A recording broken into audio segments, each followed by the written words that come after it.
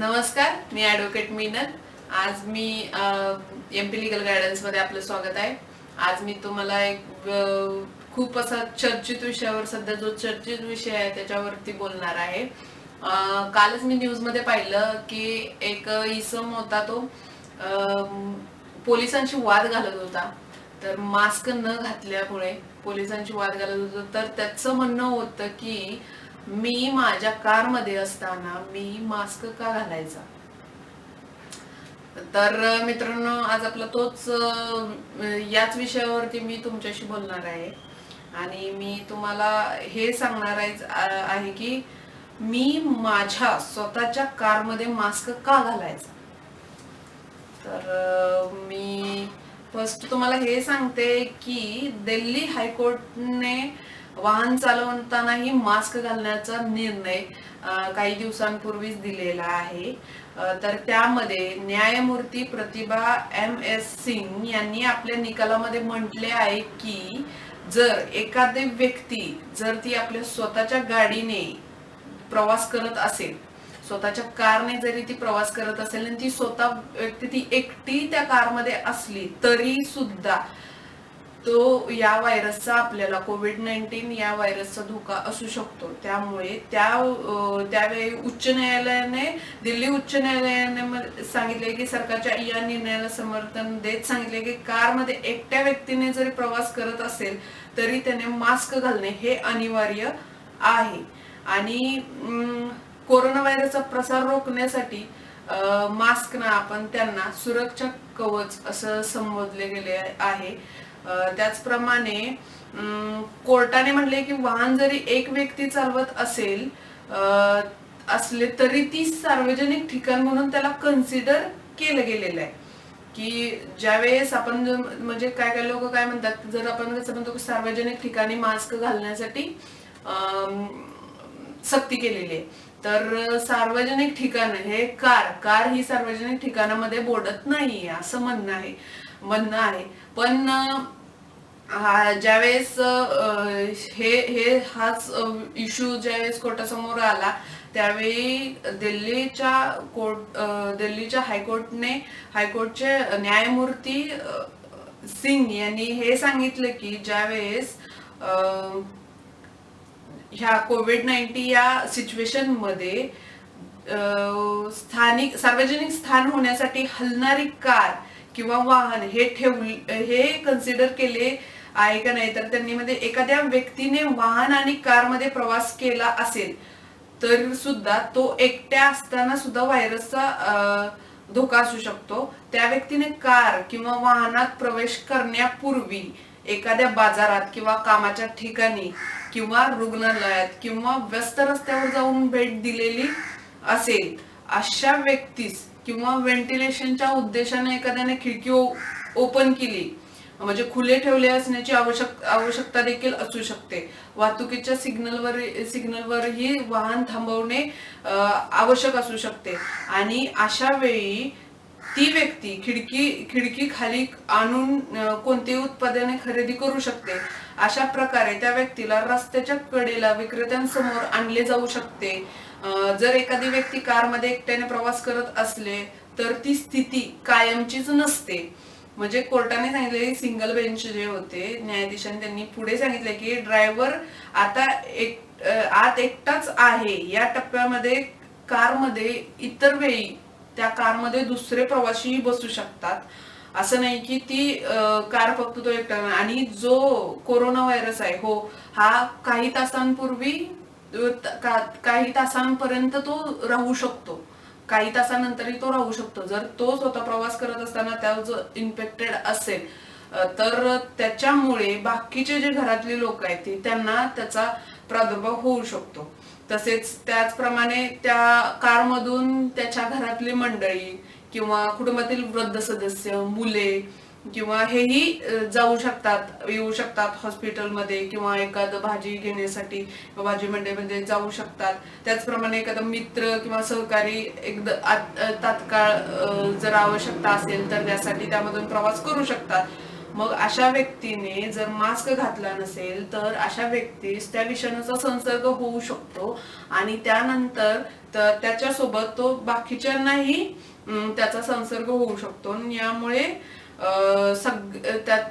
यामुळे असे कोर्टाने असे सांगितले की कारमध्ये तो जरी एकटा जरी असला तरी त्याने मास्क हा त्याच्या तोंडावरती ठेवणे अनिवार्य आहे. इसम होता तो. नमस्कार, मी ऍडव्होकेट मीनल. आज मी एमपी लीगल गायडन्स मध्ये आपलं स्वागत आहे. आज मी तुम्हाला एक खूप असा चर्चित विषयावर, सध्या जो चर्चित विषय आहे त्याच्यावरती बोलणार आहे. कालच मी न्यूज मध्ये पाहिलं की एक इसम होता तो पोलिसांशी वाद घालत होता. तर मास्क न घातल्यामुळे पोलिसांची वाद घालत होता. तर त्याचं म्हणणं होतं की मी माझ्या कारमध्ये असताना मी मास्क का घालायचा. तर मित्रांनो, आज आपला तोच याच विषयावरती मी तुमच्याशी बोलणार आहे आणि मी तुम्हाला हे सांगणार आहे की मी माझ्या स्वतःच्या कारमध्ये मास्क का घालायचा. तर मी फर्स्ट तुम्हाला हे सांगते की दिल्ली हायकोर्टने वाहन चालवतानाही मास्क घालण्याचा निर्णय काही दिवसांपूर्वीच दिलेला आहे.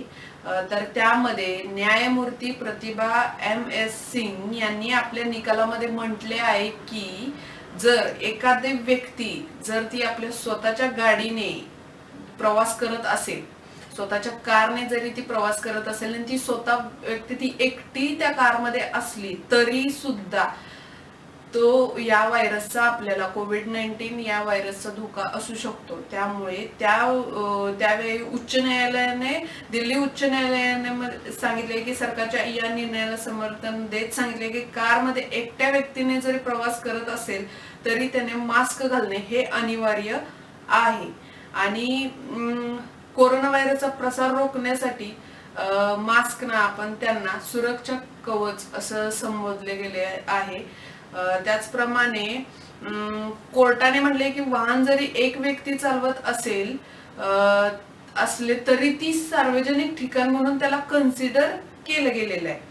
की ज्यावेळेस आपण म्हणजे काय लोक काय म्हणतात, जर आपण कसं म्हणतो की सार्वजनिक ठिकाणी मास्क घालण्यासाठी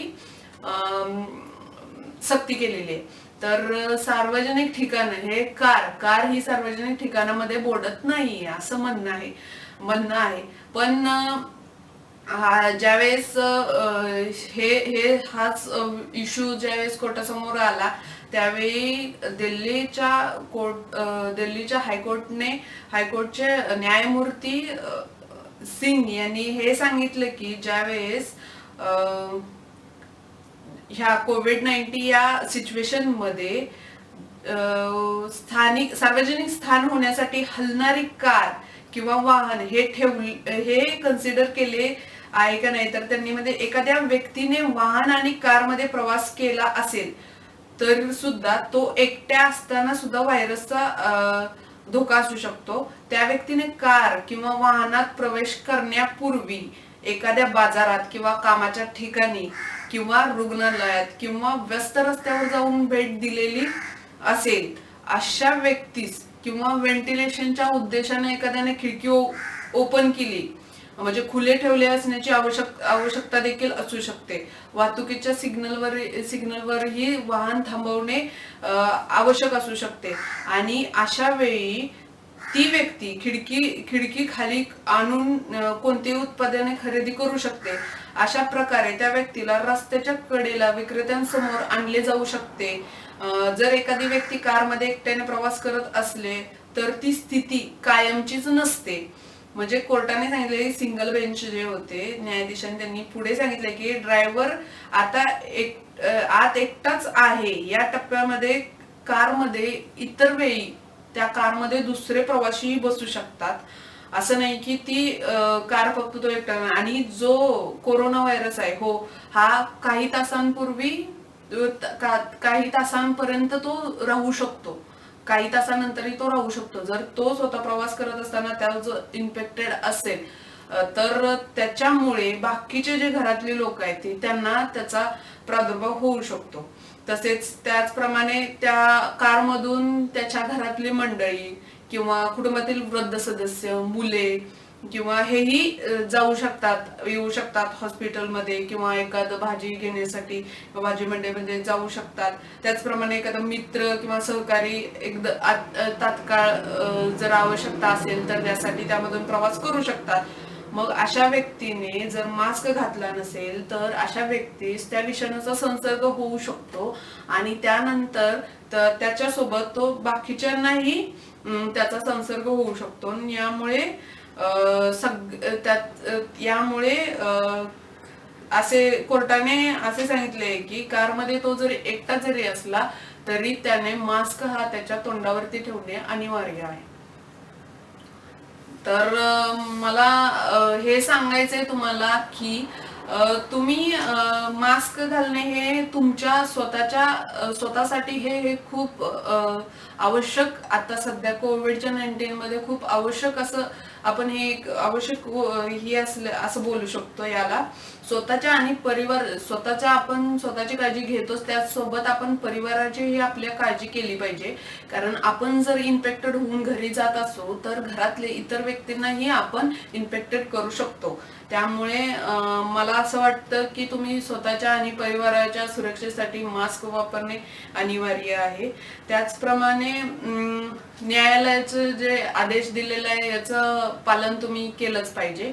मग तुम्ही कारमध्ये असा, एक व्यक्ती असा, 2 व्यक्ती असा, तुम्ही फॅमिली मेंबर सोबत असा, पण ज्यावेळेस तुम्ही घरातून बाहेर पडताय तर तुम्हाला मास्क घालावाच लागेल.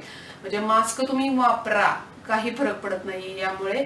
जर तुम्हाला त्याचप्रमाणे तुम्ही यापासून स्वतःचं प्रोटेक्शन करत असता मास्क घालून, तसेच त्याप्रमाणे जे आपणाला जे पोलीस लोक जे भेटतायत ते बिचारे तिथं काम करतायत, ते मास्क घाला म्हणून तुम्हाला सांगतायत, तर तुम्ही त्यांच्याशी उगाच हुज्जत म्हणजे वाद घालत बसू नका. तर तुम्ही ते जे सांगताय त्या रूल्सचे फॉलो. तरी मी आपणाला विनंती करत आहे की कृपया मास्क घाला आणि न्यायालयाच्या आदेशाचे पालन करा आणि उगाचच पोलिसांशी वाद घालू नका, त्यांना मानसिक त्रास देऊ नका आणि मास्क घाला, घरी सुरक्षित राहा, स्टे होम, स्टे सेफ आणि ही माहिती जास्तीत जास्त लोकांपर्यंत पोहोचवा. आणि थँक्यू.